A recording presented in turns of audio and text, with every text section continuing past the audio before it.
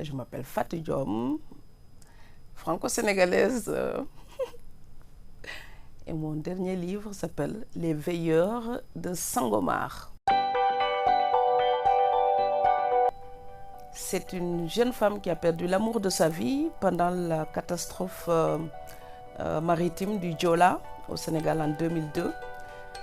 Et donc elle est recluse pendant 4 mois 10 jours pour son veuvage. Et pendant ce temps-là, elle regarde sa petite fille, elle pense à son mari et puis elle écrit pour raconter à la fois leur histoire, mais aussi toutes ses révoltes quotidiennes. Comme tous les livres, ça vient d'une réflexion lancinante.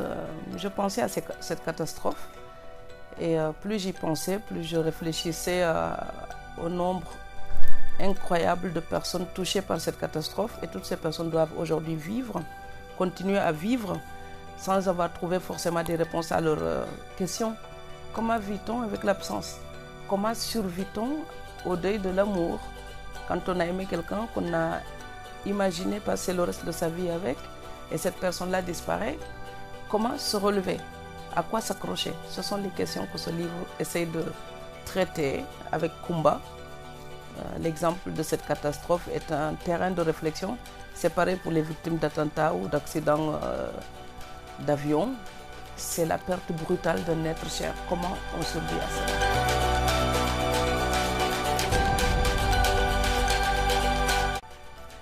C'est le personnage de Kumba qui écrit. Elle écrit parce que les humains n'auraient pas le temps, la patience de l'écouter. Posez-vous la question, quand vous êtes vraiment triste, vous pensez que les gens ils ont le temps d'écouter tout ce que vous avez à dire? Au bout d'un certain temps, ils perdent l'attention. Un cahier, il a la patience d'écouter. Vous pouvez arrêter aujourd'hui, continuer demain, il écoutera tout le cahier. Donc le cahier, il a une générosité de recevoir qui vous êtes et tel que vous êtes. Voilà, et il ne vous mentira pas, il ne vous jugera pas non plus. Écrire, c'est essayer de comprendre justement l'existence. Écrire, c'est une manière d'assumer son existence. C'est une manière de tenir debout.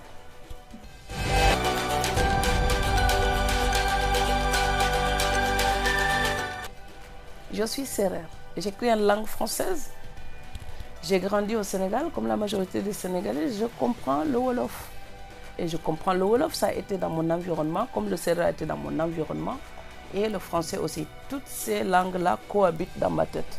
Donc quand j'écris, c'est du matériau pour m'amuser entre les deux. Parfois j'utilise un mot sérère pour son sens historique et sociologique ou religieux. Je le mets dans le texte pour que les gens comprennent. Mais aussi dans ce livre, j'ai décidé de créer moi-même les prénoms de mes personnages, sauf à de quelques exceptions près comme Bouba ou Kumba. Tous les autres prénoms, je les ai créés. Parce que les Sérères pratiquaient ce qu'on appelle l'anthroponymie. Quand un enfant naissait, on lui choisissait un prénom qu'on fabriquait avec un vœu. Par exemple, Djegan, celui qui possède ou celui qui ne sera jamais pauvre. Et cette manière de désigner ou de nommer le bébé en souhaitant quelque chose, j'ai voulu l'appliquer dans ce livre parce que voilà, c'était un rappel de ce côté poétique de la culture sérère aussi et de la langue.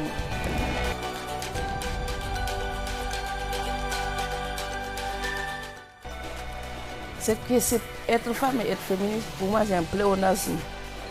Voilà, donc on est une femme, on milite pour les droits humains, donc forcément, le féminisme, c'est une partie des droits humains.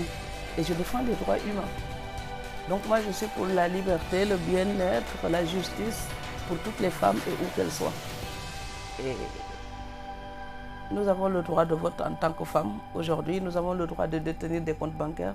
Il faut savoir que cela n'a pas toujours été comme ça. Et si nous pouvons avoir les libertés dont nous jouissons aujourd'hui, c'est parce qu'il y a des aînés qui se sont battus pour les défendre. Et bien, la seule manière pour moi de les mériter, c'est de continuer à défendre ces acquis-là pour que les générations derrière nous puissent aussi en profiter.